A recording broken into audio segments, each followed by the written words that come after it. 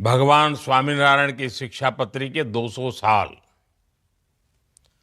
द्विशताब्दी समारोह का ये अवसर हम सबका सौभाग्य है।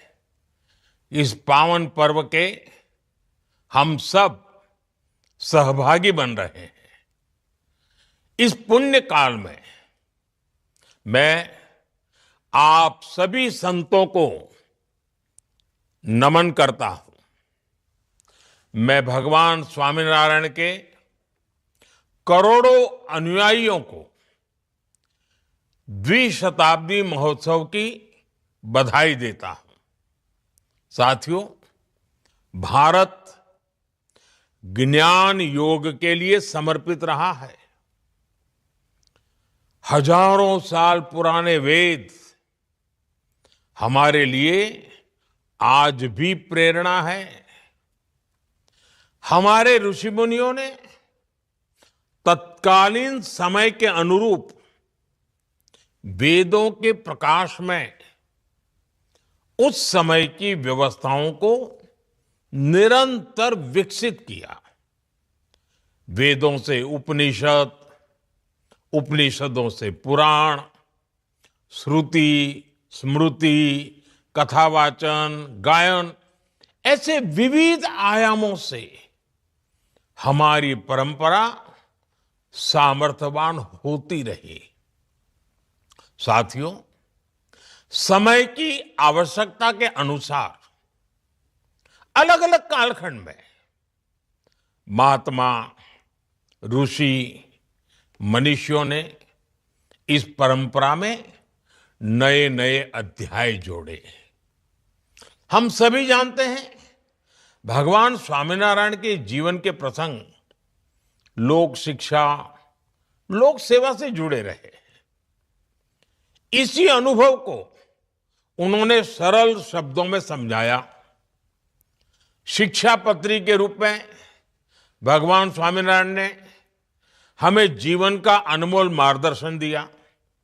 साथियों, आज द्विशताब्दी समारोह का एक विशेष अवसर हमें ये आकलन करने का मौका देता है कि हम शिक्षापत्री से क्या कुछ नया सीख रहे हैं, उसके आदर्शों को कितना अपने जीवन में जी रहे हैं।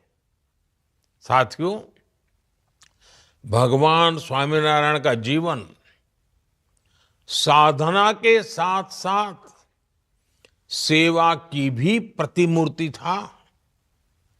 आज उनके अनुयायियों द्वारा समाज, राष्ट्र और मानवता की सेवा के कितने ही अभियान चल रहे हैं। शिक्षा और स्वास्थ्य से जुड़े प्रकल्प, किसान कल्याण के संकल्प, जल से जुड़े अभियान, ये वास्तव में सराहनीय है। आप सभी संतजनों को, हरिभक्तों को समाज सेवा के प्रति अपने दायित्वों का निरंतर विस्तार करते देखना बहुत प्रेरणादायी होता है। साथियों, आज देश स्वदेशी और स्वच्छता जैसे जन आंदोलनों को आगे बढ़ा रहा है। वोकल फॉर लोकल के मंत्र की गूंज घर घर तक पहुंच रही है। इन अभियानों से आपके प्रयास जुड़ेंगे तो शिक्षापत्री की द्विशताब्दी का ये पुण्य समारोह और भी अविस्मरणीय बन जाएगा।